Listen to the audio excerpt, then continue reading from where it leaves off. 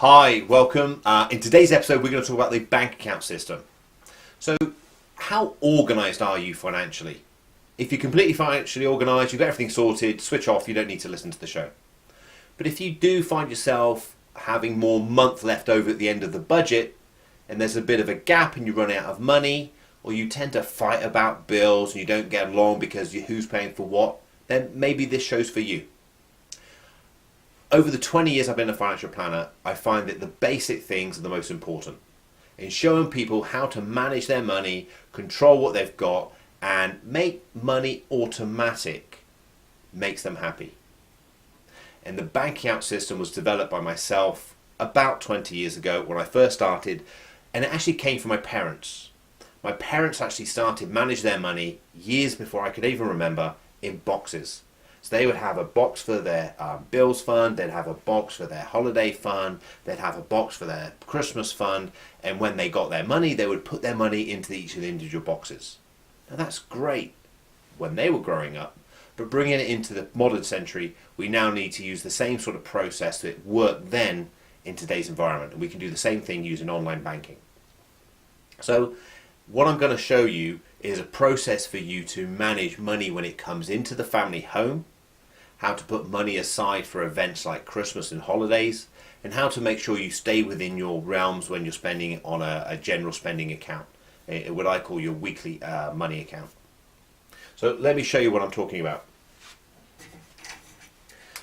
For those of you who are self-employed and have your own business, what I'm talking about here now is money coming into the family home. So your own business accounts can be run in the same way. So you can have this repeat the same process for your business account, but what we're going to talk now is about your personal accounts. So coming in from the top here, you have your money coming in. So this will be anything from salary if you're employed, or if you're self-employed, you'll get your drawings. Or if you're your own limited company, you probably pay yourself in dividends.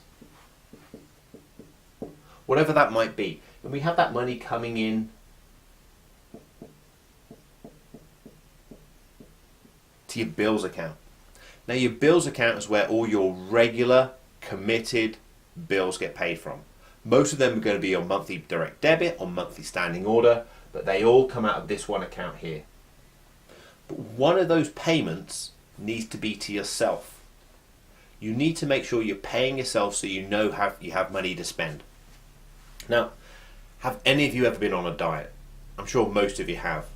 But if you think about the diets that succeed, they're not the diets that you crash course and you go down to 500 calories and try and hold your breath. Because you can do that for a few days maybe, but you can't do it for much longer. And that's the same with finances. You don't want to stop spending money yourself because you'll wake up one morning and think, what am I doing all this for? Money's the oil that allows life to continue. So one of those payments is to yourself, and you pay it into your own account. I want you to pay it every week. Not monthly, but every week. And there's a reason for that. Over the 20 years I've been a financial planner, most people spend the money that they have. And when you spend the money you have and you've run out, you don't like going without, so you dip back into the pot. But if you pay yourself weekly, there's less of a gap when you've spent your money to wait until the next payday. So decide on what all your bills are going to be. I'm going to cover in a second what will be in your weekly allowance, what I call it, your weekly allowance, or your walkabout money, your WAM account.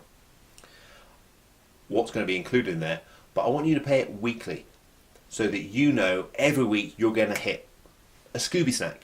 You're getting a hit of dopamine to make you feel good, you're getting paid, and I want you to pay yourself on a Wednesday. Now there's psychological reasons behind this. The reason you pay yourself on a Wednesday is because from the research I've done over the years, most of your money is spent on a weekend. And Wednesday makes sure the money is in your account, cleared and ready for the weekend, when it used to take a period of time for clearing.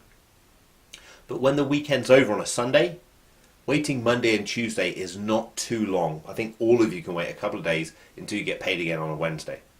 So Wednesday's the day of payday. I've been paid on a Wednesday weekly for years and it works.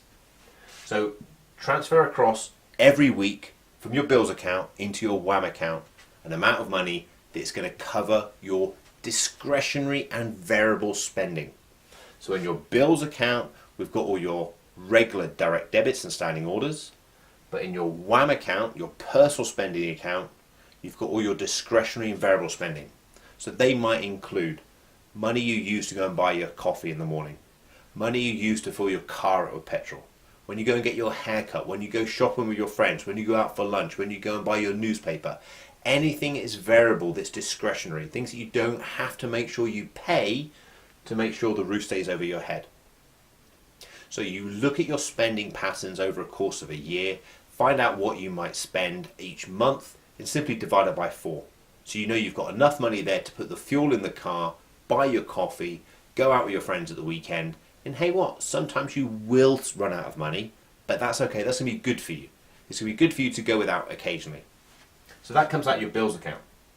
Now, people often say to me, but what about big spends? What about things like holidays? What about things like Christmas? Things like where I spend more money? You can do this 2 ways. Some of my clients are very happy to allow this money to accrue in the bills account. So it's saving up and they can see a balance in their bills account. Whilst others prefer to separate it off and they'll have a regular payment going out maybe to a Christmas bank account and maybe another one for a holiday bank account. And then each month, because it's purely a saving, you'd have a standing order or a bill payment from your bills account into these separate accounts, accruing 1/12 of your annual spend. Now obviously if you're starting halfway through the year in June and you've got Christmas come up in December and you've put nothing aside for it, you need to make sure you're putting 1/6 aside, so 1/6 of the payment, ready so you're in time for Christmas. But when the clock starts again, once you've been on your holiday and you start saving for your next one, you can do 1/12. This makes your finances automatic. You have your salary, your dividends, your drawings paid into your bills account. You have your spending money paid across into a separate account, which you run with a debit card or a prepaid card, and I can touch on that in another session. And you have the bills going across into the Christmas account or the holiday account or accruing into this account, so it makes it easy. Now there's only one other account that I want you to be aware of, and that's your reserve account. Your reserve account is your emergency reserve account. It's very, very important you have some money behind you. And if you don't have any money behind you, I want you to do whatever it takes to save £1,000 immediately. So before you go and buy the next Apple product, before you go and buy yourself a new pair of shoes, before you go and book that holiday or whatever, it's essential you have some money behind you. Because one day this income flow might just switch off, the car may break down, the boiler may go, and you may lay your hands on something. And the whole idea is we do this without going into debt.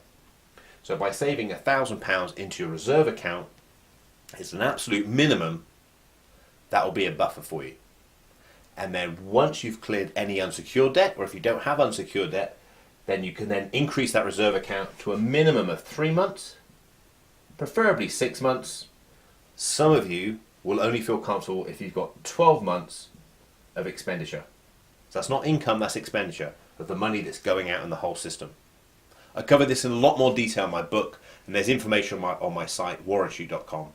Thank you for watching, and please connect to me on social media, and let me know if there's anything you'd like me to cover for you. Thank you.